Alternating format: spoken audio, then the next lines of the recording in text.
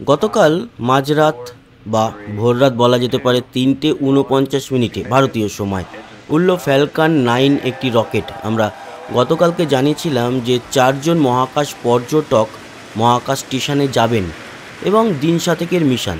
এছাড়াও শুধু যে মহাকাশ স্টেশনে ওনারা কাটাবেন তাই নয়, মহাকাশেও কাটাবেন, মানে পৃথিবীর কক্ষপথে। আর ক্রিউ মডিউলের ভিতরেই থাকবেন এনারা।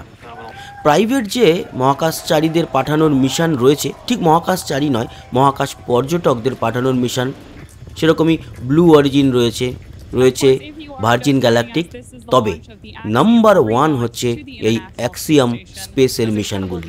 এটা থার্ড মিশন, কারণ এই মিশনে আন্তর্জাতিক মহাকাশ স্টেশনে মহাকাশ পর্যটকরা যেতে পারেন।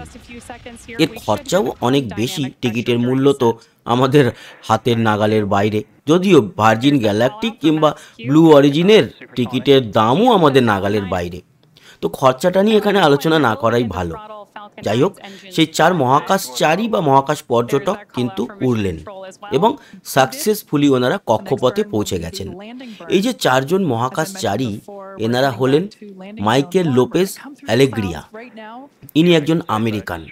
এনারা কিন্তু কেউই প্রফেশনাল মহাকাশচারী নন, তবে মহাকাশে যাওয়ার জন্য কিছু ট্রেনিং ওনাদের নিতেই হয়েছে।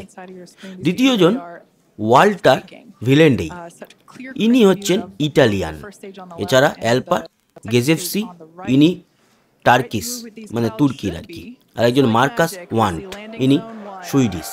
এই 4 মহাকাশচারী বা মহাকাশ পর্যটককে নিয়ে ফ্যালকন 9-এর রকেট যেরকম উড়ল, সেরকমই ফ্যালকন 9-এর যে পার্টটি ফেরত আসে, বুস্টার, যেটা রিউজেবল পার্ট, সেটা অসাধারণ ল্যান্ড করলো কিন্তু ফ্লোরিডার কাছে এসে। সেই ল্যান্ডের দৃশ্য আপনারা দেখতেই পাচ্ছেন। আর 4 মহাকাশচারী বা মহাকাশ পর্যটক সমেত যে ক্রিউ মডিউল যার ভিতরে ওনারা রয়েছেন, সেই মডিউলটিকে ছাড়া হলো 201 কিলোমিটার উচ্চতায়, এবং যে সময় ছাড়া হলো সেই সময় তার গতিবেগ 26,997, মানে কিলোমিটার প্রতি ঘন্টা। তারপর আমরা দেখতে পেলাম রকেটের ক্রায়োজেনিক বা ফাইনাল পার্ট, এই যে অ্যাক্সিয়াম মিশনের ক্রু মডিউলটি, সেটিকে রিলিজ করে দিল।